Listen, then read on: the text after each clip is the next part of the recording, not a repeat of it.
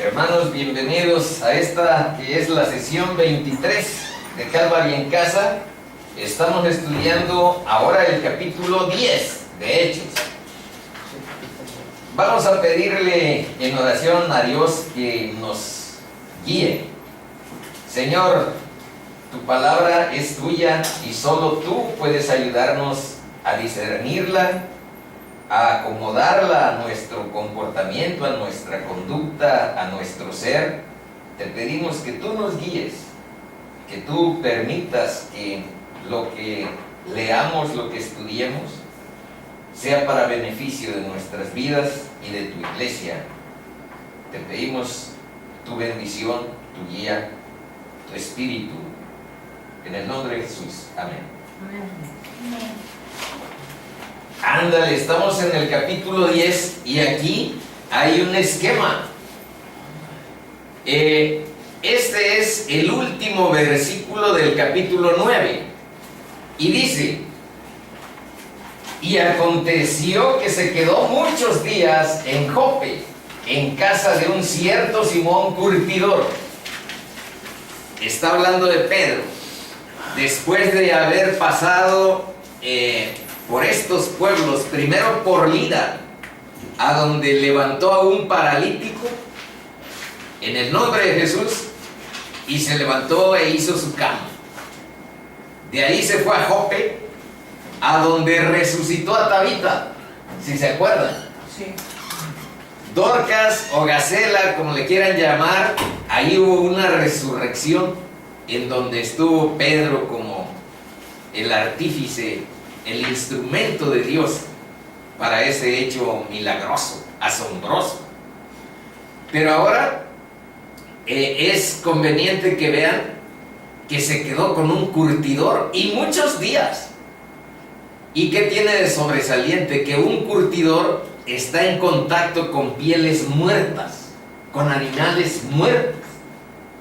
Entonces un curtidor tenía que estar apartado de la población y estar a un determinado número de metros de la última casa. O sea, estaba como segregado y además no lo dejaban entrar al templo porque lo consideraban inmundo. Su contacto con las pieles muertas, por ahí vamos a ver unos versos de Deuteronomio 10 a donde se establece ese punto. Y Dios está preparando a Pedro para que ese tipo de comportamientos que en un judío normal, tradicional, pues era difícil de adaptarse a estar viviendo con un curtidor, pero lo está preparando porque lo está llevando a los gentiles. Y es Pedro el que da la bienvenida, quien nos da la bienvenida al reino de Dios. Hoy vamos a ver que es Pedro, aunque todos ustedes y yo sabemos que es Pablo el que tenía, digamos que el nombramiento, el que tenía la bendición de Cristo especialmente para ir a los gentiles, a los reyes y a los hijos de Israel. A tres: gentiles, reyes y a los hijos de Israel. Bueno, por eso puse este último verso del 9 ya en el 10, que es lo que vamos a estudiar hoy. Miren, está dividido en estas secciones este capítulo. Del 1 al 8 es la visión de Cornelio. Vamos a analizar una obra impresionante o un sujeto impresionante que se llama Cornelio. Pásale. Y eso está contenido en los primeros 8 versículos. Del 9 al 16 vamos a ver, aquí digamos que es una aparición, pero aquí sí es una visión, porque aquí se aparece un ángel a Cornelio. Pero aquí él tiene una visión a donde Dios lo está preparando para que no le sea tan traumático, tan problemático el hecho de ir a predicar el evangelio a los gentiles. Bueno, y después vamos a ver los mensajeros de Cornelio. Y yo creo que vamos a estudiar hasta el versículo 23. Sin embargo, dada la unidad que tiene este capítulo, que muy feo se siente romperlo y decir, vamos a ver la otra sección después. Yo espero que podamos tener tiempo de leer hasta el verso 48. O sea, llegar hasta el 23 estudiando, y estos sectores nada más los leeremos. Para que tengan una visión integral del capítulo, ese es el interés, no otro.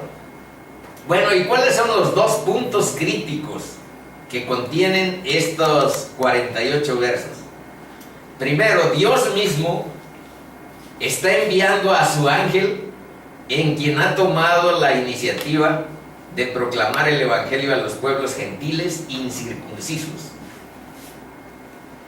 Pedro, muy característico de él, se niega. Pero Dios, al repetir 3 veces una visión, refleja una decisión firme de alcanzar a los pueblos gentiles. Y aquí dice que lo sobresaliente, lo más notable de todo este capítulo, es que la casa de Cornelio y su familia reciben el Espíritu Santo, y está Pedro como judío y 6 testigos. Nada más que ese número de acompañantes de Pedro solo se aclara en el capítulo 11. En estos que vamos a ver no se dice el número, pero en el 11 sí. Y creo que por ahí fui poniendo algunos. Está para que se guíen. Está 51 kilómetros al norte de Jope, Cesarea. Esto está en este cuadro para que ubiquemos que aquí va a suceder toda la acción que vamos a revisar, a estudiar. Y esta ciudad lleva el nombre del César. Es una ciudad que era la capital romana de Judea.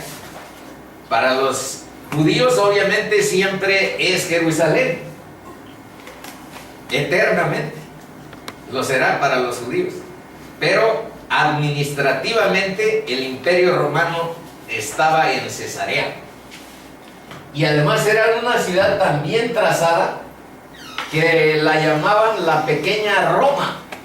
Pásale, Pati. La llamaban la pequeña Roma a esta Cesarea. Aquí hay otros datos. A 96 kilómetros de Jerusalén, digamos que de aquí a Chilpancingo está Cesarea. Y si se dan cuenta, aquí hay otra ciudad que se llama Cesarea, pero esta se llama Cesarea de Filipo, y esta la conocían como Cesarea Marítima, esta que está más pegada al mar. Bueno, empecemos. Estos son los primeros versos del capítulo 10. Dice: había en Cesarea un hombre llamado Cornelio, página 3, centurión de la compañía llamada La Italiana. ¿Y qué tipo de personaje es este? Versículo 2: piadoso y temeroso de Dios con toda su casa, y que hacía muchas limosnas al pueblo y oraba a Dios siempre. 3. Este vio claramente en una visión, como a la hora 9, súmenle a 6, 9, y llegarán a qué hora? 3 de la tarde. A las 15 horas, las 3 de la tarde, como a la hora 9 del día, que un ángel de Dios entraba. Se le apareció un ángel a este chavo. Un ángel de Dios entraba donde él estaba y le decía: Cornelio. Él, mirándole fijamente y atemorizado, dijo: ¿qué es, Señor? Y le dijo: tus oraciones y tus limosnas han subido para memoria delante de Dios. 5. Envía pues ahora hombres a Jope. Aquí está. Envía hombres a Jope, de Cesarea a Jope. Y haz venir a Simón, el que tiene por sobrenombre Pedro. Este posa en casa de cierto Simón curtidor, que tiene su casa junto al mar. Él te dirá lo que es necesario que hagas. 7. Ido el ángel que hablaba con Cornelio, este llamó a 2 de sus criados y a un devoto soldado de los que le asistían. 8. A los cuales envió a Jope, después de haberles contado todo.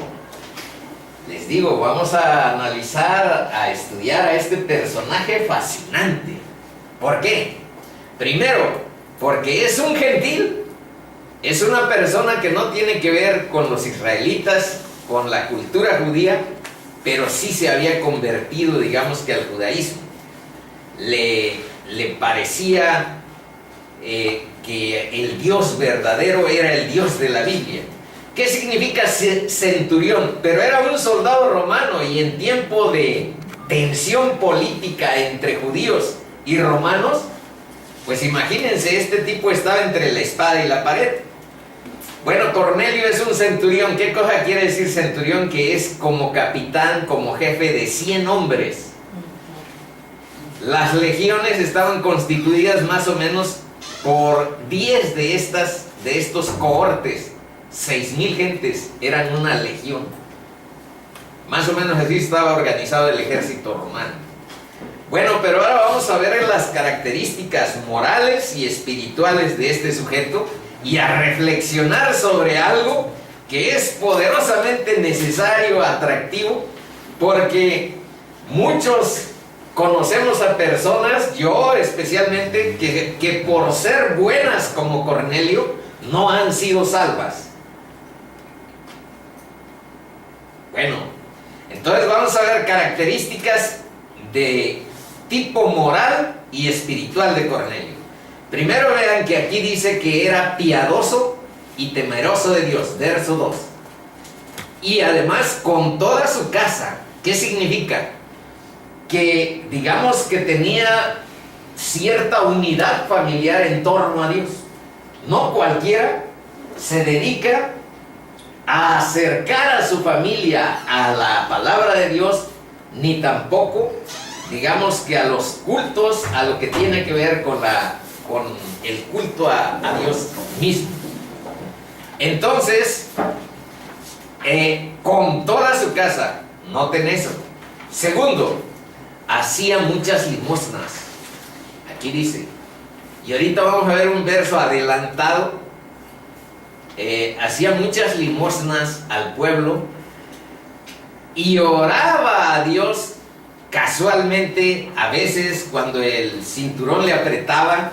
No, dice que oraba a Dios siempre, no nada más cuando sentía que tenía necesidad de Dios. Tenía un culto sistemático, eso nos dice. Otras características, vean, un verso adelantado. Ellos dijeron, en el mismo capítulo 10, versículo 22 dice, ellos dijeron, Cornelio el centurión, varón justo y temeroso de Dios, que tiene buen testimonio en toda la nación de los judíos. Señor, entonces vean, es un sujeto que cree en el Dios verdadero, que ora a Dios siempre, que es generoso, que los vecinos le ven como un ejemplo. Pero Cornelio, siendo religioso, siendo piadoso, siendo buena persona, no es salvo. Y eso es lo que queremos revisar. Cuando una persona, si nosotros le preguntamos en Calvary o en cualquier lugar, en cualquier iglesia cristiana, oye, ¿tú cómo ves? ¿Esta persona ya será convertida? Fíjense, cree en el Dios verdadero, estudia la Biblia, ora a Dios siempre, es generoso, los vecinos lo tienen como ejemplo, etcétera, y tiene buen testimonio en todas partes. ¿No será convertido? Pues yo creo que todos diríamos que sí. Pero ¿dónde dice que no es convertido?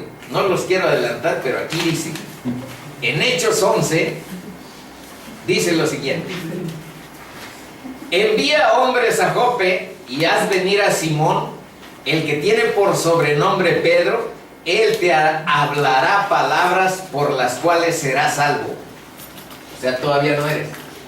Vete, envía a Pedro, me envía por Pedro, y él te hablará palabras por las cuales serás salvo tú y toda tu casa. ¿Cuál es mi conclusión? La religión, hermanitos, no salva, solo salva a Cristo. Creer en el Evangelio de Cristo. Entonces, esa es la parte. Y luego aquí veamos esto.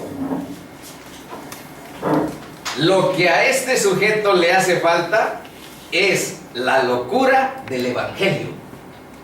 Es lo que salva. Creer en el Evangelio de Cristo. Cristo es la clave de la salvación. Y ahora, ¿dónde dice esto de la locura? Pues vean. En 1 Corintios 1:18 dice: porque la palabra de la cruz, el Evangelio de la cruz, nadie quiere llevar a la cruz, ¿eh? Todos pensamos en tener una corona de vida, todos pensamos en tener vida eterna, pero no pensamos que para que nos cambien una corona, tenemos que llevar una cruz. El intercambio es cruz por corona. Toma tu cruz y sígueme. Niégate a ti mismo, toma tu cruz y sígueme. Entonces, por ahí está esto de la locura.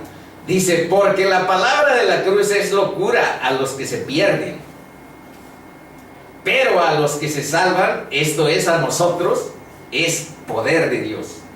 Y otra vez aquí habla de locura. Por eso le puse que a Cornelio le hacía falta la locura del Evangelio. Dice, pues ya que en la sabiduría de Dios, 1 Corintios 1:21, el mundo no conoció a Dios mediante la sabiduría, agradó a Dios salvar a los creyentes por la locura de la predicación. Vean que aquí lo está mandando a que Pedro le predique el Evangelio. Y luego, si se acuerdan, Cristo le dijo a Pedro, te entrego las llaves del reino. ¿Y cuáles son las llaves del reino? El Evangelio. Ya lo hemos estado viendo en capítulos anteriores, que anda a todos diciéndole arrepiéntanse, busquen a Jesucristo, ese vino para salvarnos, etc. Entonces, esa es justamente la llave. Y por último, aquí en esta parte, dice, en los cuales el Dios de este siglo cegó el entendimiento de los incrédulos para que no les resplandezca la luz del Evangelio de la gloria de Cristo, el cual es la imagen de Dios. 2 Corintios 4:4. Entonces, ¿y por qué puse esto y les dije que todos tenemos conocidos? Porque yo cuando veo esto pienso en mi mamá y a veces también en mi esposa. ¿En qué sentido mi mamá? Mi mamá cree en el Dios verdadero, ora a Dios, es generosa, los vecinos la ven como un ejemplo y tiene un excelente testimonio que yo en toda mi vida jamás podré tener. Mi mamá es una persona brillante moralmente. ¿Y qué pasa? Que sencillamente tenemos que llegar primero a esta fase, a considerarnos parte de la necesidad de un Salvador. Vamos a ir leyendo poco a poco. Como está escrito, dice Romanos 3:10 y 23, no hay justo ni aún uno. Ante la palabra de Dios, Cornelio, a pesar de todas estas lustrosas cosas, es posible que haya vivido a mi manera, por eso les puse aquí. Viviendo para ti mismo, procurando la aprobación del mundo, enfocado en tu autosatisfacción, y Dios es el que ve eso. Y aunque tengamos un testimonio tan bueno, ante Dios necesitamos arrepentimiento y conversión. Eso es lo doloroso, eso es lo problemático, pero eso es la verdad que la Biblia sostiene. Y yo, cuando me preguntan, porque yo en ciertas reuniones pido oración por mi mamá, por mi papá, por mi esposa, por la conversión. Y me dicen, me preguntan, ¿y tu esposa cómo va la conversión?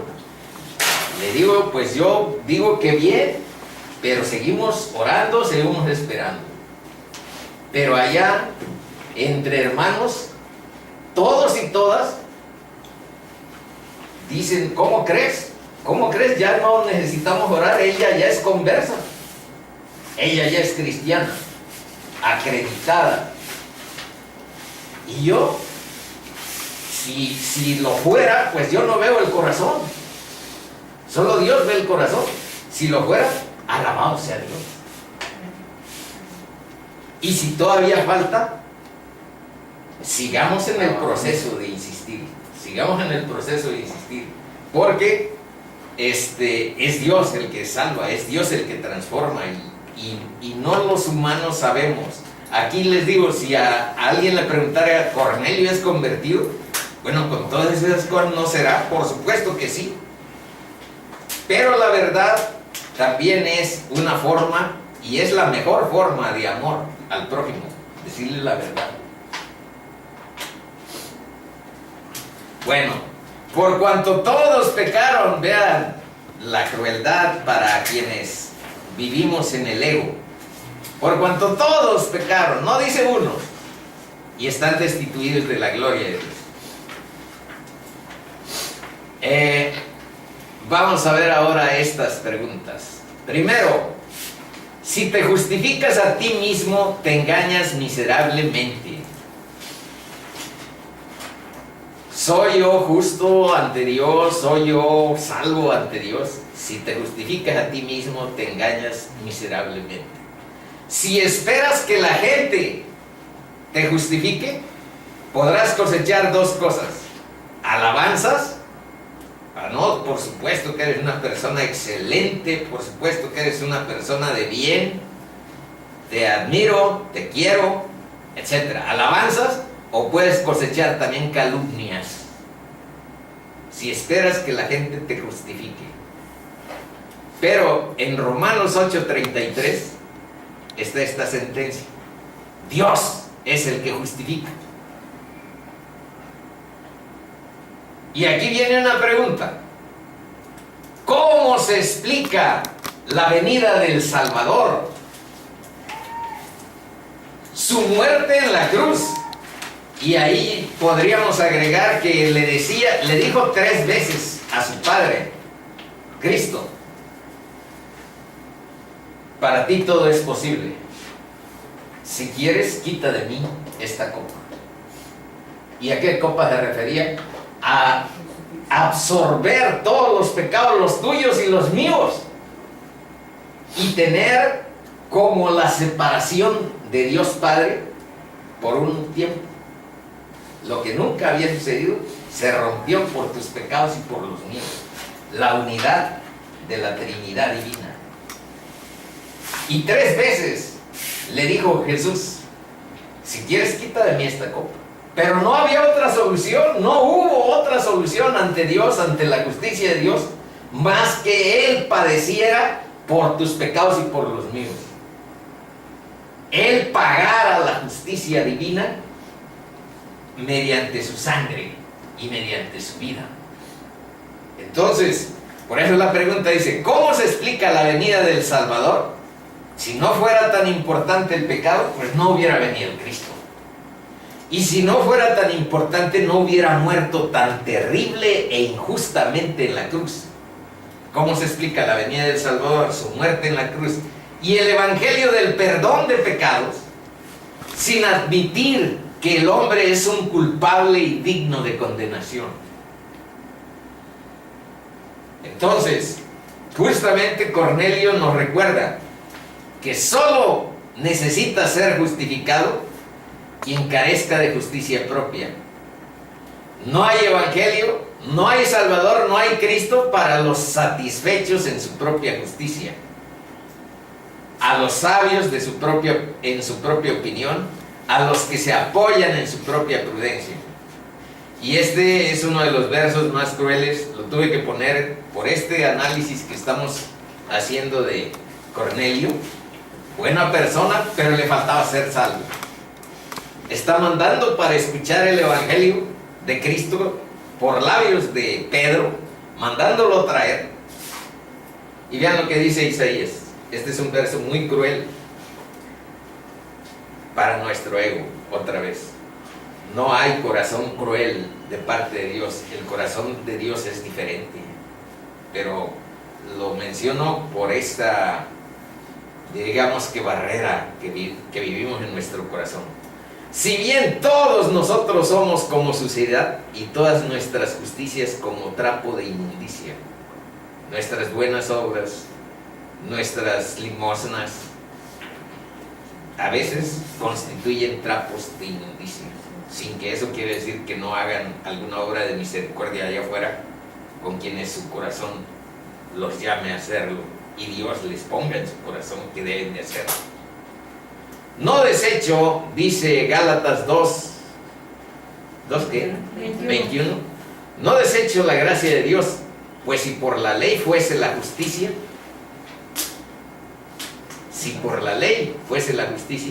entonces por demás murió Cristo. Es por la fe en su obra en la cruz. Es por la fe en la justicia que Dios Padre se cobró en la cruz para redimir a pecadores como tú y como yo. Es por fe. Pero precisamente este tipo de personajes a veces dicen, por fe, no creo que nada más por fe vaya a ser salvo. Yo pienso que debo ayudarle, por eso le puse aquí algo así. Aquí. Eso de que te digan que por fe, dice, ofende al hombre natural, al que no es regenerado, porque él quiere ganar la salvación. Sí, me regresé a una que no está. Porque están los versos del capítulo 11, no la incluí. Dice que esa persona natural no regenerada, él quiere ganar la salvación o ayudarle a Cristo con buenas obras. Yo te quiero ayudar. No es suficiente lo que hiciste en la cruz, hermanitos, y sí es suficiente. Cristo es nuestro suficiente Salvador y por gracia nos da la salvación, por fe en la justicia que hubo en la cruz. Bueno, ahora veamos aquí, dice, esta es la parte del cierre de esta parte. Estoy repitiendo, redundando. De esta parte es un pequeño cierre. ¿Iría el pastor en busca de los que nunca se extraviaron? Pues si él dijo, yo no vine aquí por los sanos, un médico viene por los enfermos. El pecador es la razón de ser de la existencia del Evangelio de Cristo. El perdón es para los culpables, la libertad es para los cautivos, la resurrección a nueva vida es para los muertos al orgullo, al egoísmo, a la vanagloria. La vista, porque también Dios cuando nos redime nos da una nueva perspectiva de la vida, nueva visión, porque teníamos una perspectiva pues de una forma mundana. La perspectiva eterna no encajaba en nuestro ser. Y la salvación, dice, es para los pecadores perdidos, los que tienen ahí una vana manera de vivir y somos sacados, salvados de ella. Bueno, y perdonen que haga un poco de énfasis, porque allí en mi familia tengo una hermana que dice, bueno, me ve cuando le digo estos conceptos bíblicos, me dice más o menos, eso pues será para ti. Pero yo me he cuidado, yo he llevado una vida moral, yo he llevado una vida ordenada. Tú fuiste un desastre. Y por eso el Evangelio, digamos que lo ves desde esa perspectiva. Pues fíjense, vamos a ir aquí viendo que no, que es para todos. Y que a veces nuestro corazón está lleno de orgullo, está lleno de una situación, un sentimiento diferente del que necesitamos para ser salvos. Dios, como aquí dice, da el perdón a los culpables, la libertad a los cautivos.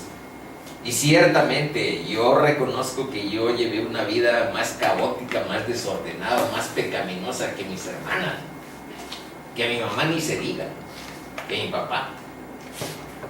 Pero una cosa es la particularidad, las cosas personales, y otra cosa es la verdad del Evangelio que no cambia y es eterno. Bueno, con Cornelio, ya estas son las conclusiones. Entra en los Hechos de los Apóstoles un nuevo aspecto de la proclamación del Evangelio, la predicación a los gentiles. El don de conversión para salvación llega también a los no hebreos. Y vean lo que dice: si Dios pues, también del 11, les concedió también el mismo don que a nosotros que hemos creído en el Señor Jesucristo, ¿quién era yo que pudiese estorbar a Dios? Entonces, oídas estas cosas, callaron y glorificaron a Dios, diciendo: de manera que también a los gentiles ha dado Dios arrepentimiento para vida. Y aquí hay una nota. Aparentemente en este momento Felipe no se había establecido todavía en Cesarea, porque vean lo que dice en 8:40. Felipe se encontró en Azoto o Ashdod, se llama de dos maneras ese Azoto, está arriba de Gaza,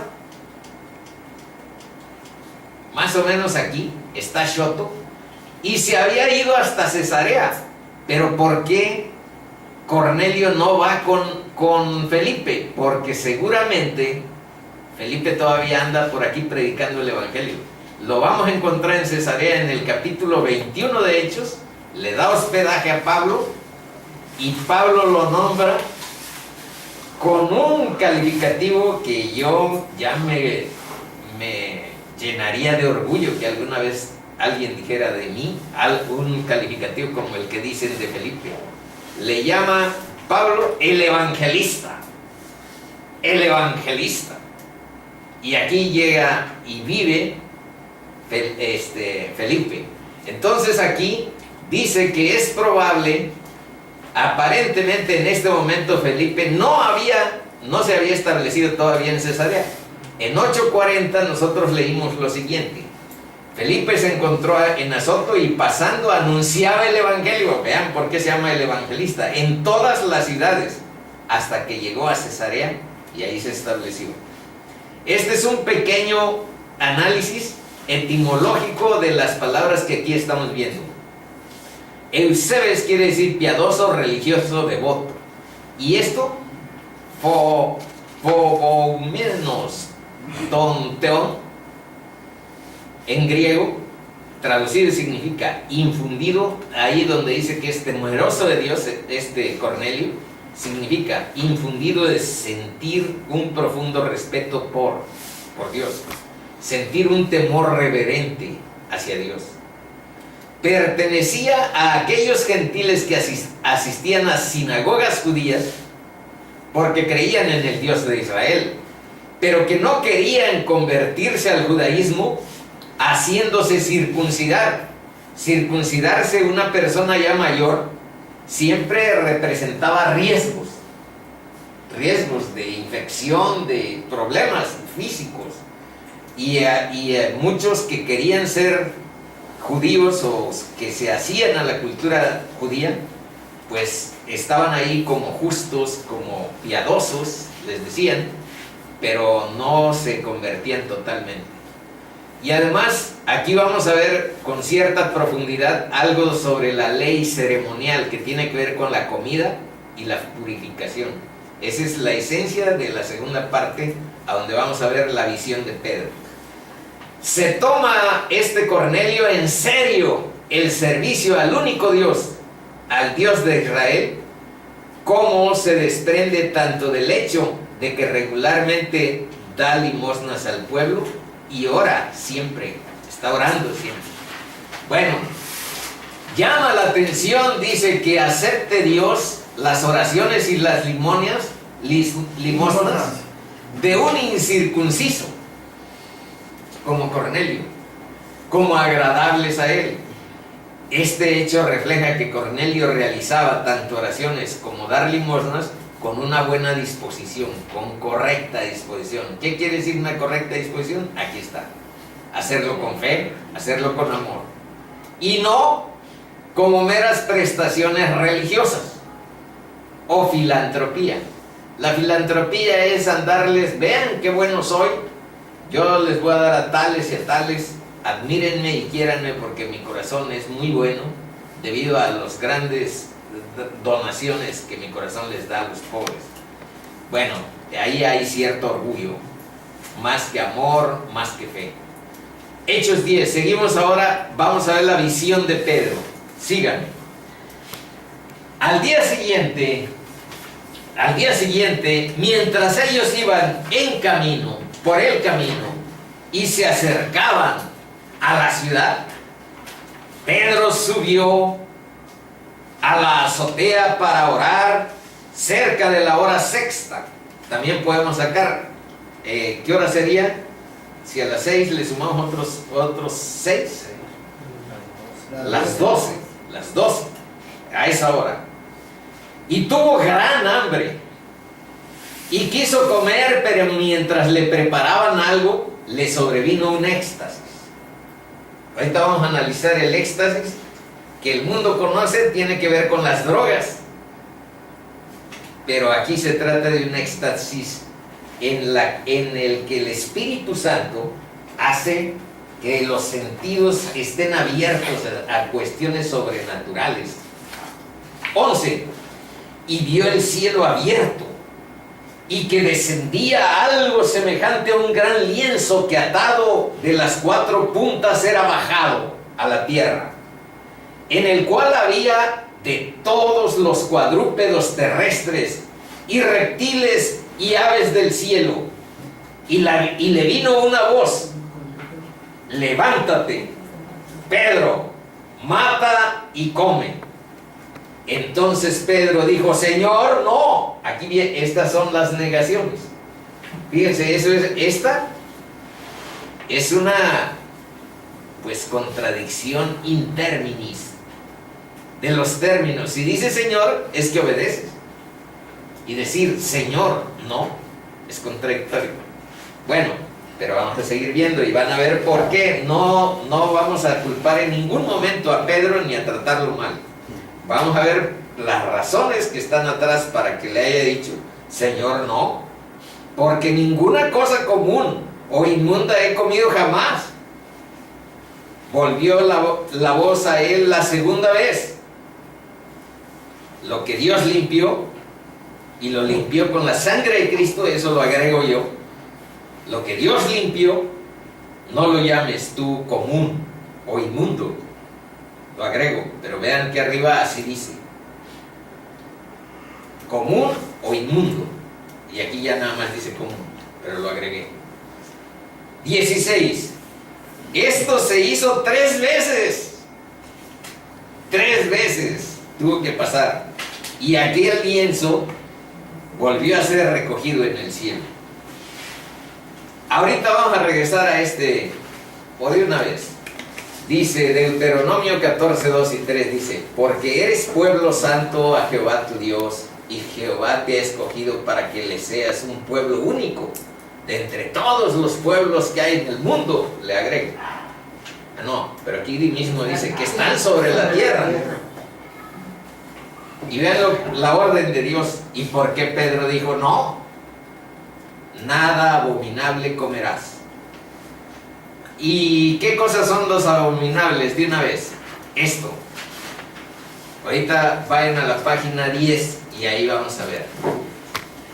Estos son los animales que podréis comer: el buey, la oveja, la cabra, el ciervo, la gacela, el corzo, la cabra montés, el íbice, el antílope, el carnero montés Y todo animal de pezuñas que tiene hendidura de 2 uñas y que rumiare entre los animales, ese podréis comer. Aquí hay unos dibujos.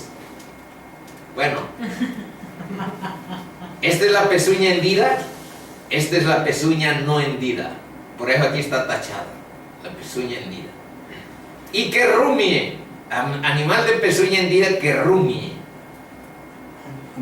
Los rumiantes se tragan un momento la comida y al rato la regresan y la están masticando otra vez. Bueno, esos son los que sí Dios les dijo a los israelitas que comieran. Pero pezuña hendida que no rumia, como el marrano, el puerco, el cerdo, eso les dijo que es abominable. Vamos a seguir leyendo. Pero entonces no comeréis entre los que rumian y entre los que tienen pezuña hendida, camello, liebre y conejo, porque rumian, mas no tienen pezuña hendida. Serán inmundos. Ni cerdo, porque tiene pezuña hendida, mas no rumia, os será inmundo. De la carne de estos no comeréis, ni tocaréis. Aquí es donde está lo que les decía del curtidor. Dice, ni tocaréis sus cuerpos muertos. De todo lo que está en el agua de estos podéis comer, todo lo que tiene aleta y escama. De manera que cuando tú te comes uno de esos, ¿cómo se llaman? Cuatetes. Pues resulta que los cuatetes no tienen estas características, aunque estamos viendo lo que es pasado, No les estamos diciendo que esto todavía sea vigente. Ahorita vamos a ver justamente cuándo hubo cambio. Así es que sigan comiendo. Nomás pídanle a Dios que lo bendiga. Los cuatetes o las carnitas de cuche. Bueno, dice: de todo lo que está en el agua, de estos podréis comer, todo lo que tiene aleta y escamas. Mas todo lo que no tiene aleta y escama, no comeréis. Inmundo será. Toda ave limpia podréis comer. Y estas son de las que no podréis comer: el águila, el quebrantahuesos, el azor. Los que supuse que no conocían, aquí los busqué. Este es el azor. Son puros de rapaces. Rapiña. Abubilla, milano, calamón, corzo, íbice. Esto sí. Bueno, vamos a seguir aquí. Dice: el gallinazo, el milano según su especie, todo cuervo según su especie, el avestruz, la lechuza, la gaviota, el gavilán según sus especies, el búho, el ibis, el calamón, el pelícano, el buitre, el somormujo, la cigüeña, la garza según su especie, la bubilla y el murciélago. Todo insecto alado será inmundo, no se comerá. Toda ave limpia podréis comer. Y llamando así a toda la multitud, les dijo: pero esto, ahí termina Deuteronomio 14. Pero ahora veamos lo que Cristo vino a hacer.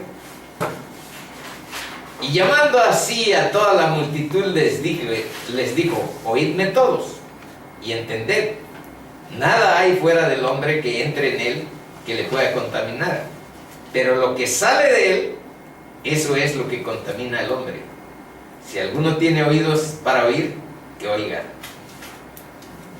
Y aquí inicia el estudio de Pedro. Dice que Pedro responde a algunas palabras dichas por Ezequiel cuando dijo: no, Señor. Está respondiendo bíblicamente, digamos que diciendo unas palabras dichas por Ezequiel en un periodo de hambre que hubo en Jerusalén. Y le parece que él tiene la razón al objetar la voz divina cuando le dijo: no, Señor, porque mis labios no han comido nada inmundo. ¿Por qué? Ezequiel dijo: y dije: Señor Jehová, he aquí que mi alma no es inmunda, ni nunca desde mi juventud hasta este tiempo comí cosa mortecina, ni despedazada, ni nunca en mi boca entró carne inmunda. Pero analicemos. el prejuicio cultural de Pedro está tan arraigado en él que rehúsa obedecer la orden de Dios. ¿Y cuál es la explicación? Aquí empieza. Dios está poniendo fin a la ley ceremonial que se refería a la comida y a la purificación. Está con esta visión que Pedro tuvo y lo que por ahí vamos a analizar que se derivó, está derribando la barrera entre judíos y gentiles. Su abolición de esta ley significa que los cristianos, fíjense bien en esto, la caída de esta barrera, de esta ley ceremonial referente a la comida y a la purificación, esa caída significa que los cristianos, y aquí se juntan tanto los judíos, que son cristianos, como los gentiles que reconocen a Cristo, entran en una nueva relación y se aceptan mutuamente como iguales en la iglesia. ¿Y a dónde dice eso? Para que no crean que me lo inventé. Bueno, vamos a ver a Efesios 2, del 14 al 16. No, es que ahí algo pasó. Porque Él es nuestra paz, que de ambos pueblos hizo uno, derribando la pared intermedia. A eso vino Cristo. Además, Dios es soberano. Así es. Si la ley ceremonial dividía los pueblos judío y gentil y nos quería incorporar como personas que por la sangre de Cristo podemos ser limpiados, entonces esa ley ceremonial se cambió. Adiós las restricciones de comida. Ahorita vamos a ver otros versos que lo dicen claramente. Dice, mandamientos expresados, la ley de los mandamientos expresados en ordenanzas para crear en sí mismo de los dos un solo y nuevo hombre, haciendo la paz, y mediante la cruz reconciliar con Dios a ambos con un solo cuerpo, matando en ella las enemistades. Ahora en Gálatas dice, de manera que la ley ha sido nuestro ayo. En otras palabras, la ley ceremonial, aquí Pablo está diciendo que era una especie como de institutriz, una especie como de preceptor, una especie como de pedagogo o profe, eso quiere decir ayo, que nos llevaba a la cruz de Cristo. Eso significa, dice, de manera que la ley ha sido nuestro ayo, nuestro profe que nos lleva de la mano para que conozcamos a dónde está la salvación y a dónde está nuestro destino, para llevarnos a Cristo, a fin de que fuésemos justificados por la fe. Pero venida la fe, ya no estamos bajo ese ayo, bajo esa ley, pues todos sois hijos de Dios por la fe en Cristo Jesús. Porque todos los que habéis sido bautizados en Cristo, de Cristo estáis revestidos. Ya no hay judío, ni griego, no hay esclavo ni libre, no hay varón ni mujer, porque todos vosotros sois uno en Cristo Jesús. Ahora, los aspectos que lo ilustran. Vean, Marcos 7, del 17 al 23 dice, cuando se alejó de la multitud, está hablando de Cristo, y entró en casa, le preguntaron los discípulos sobre la parábola. Él les dijo, ¿también vosotros estáis sin entendimiento? ¿No entendéis que todo lo que de fuera que entra en el hombre no le puede contaminar? Porque no entra en su corazón, sino en el vientre y sale a la letrina. Esto decía, haciendo limpios todos los alimentos. Pero decía que lo que del hombre sale, eso contamina al hombre, porque de dentro del corazón de los hombres salen los malos pensamientos, los adulterios, las fornicaciones, los homicidios, los hurtos, las avaricias, las maldades, el engaño, la lascivia, la envidia, la maledicencia. la soberbia, la insensatez, todas estas maldades de dentro de tu corazón, de dentro salen. Y esas son las que ¿qué? Las que contaminan al hombre. Aquí está Cristo diciéndonos algo sobre eso. Y ahora vean lo que dice Romanos 14, 17, a propósito de las comidas y todo eso. Porque el reino de Dios no es comida ni bebida. No es que comas o dejes de comer A o B carnes. No es eso. El reino de Dios tiene que ver con justicia, paz y gozo en el Espíritu Santo. Colosenses 2, 16, 17. Por tanto, nadie os juzgue en comida o en bebida, o en cuanto a días de fiesta, luna nueva o días de reposo,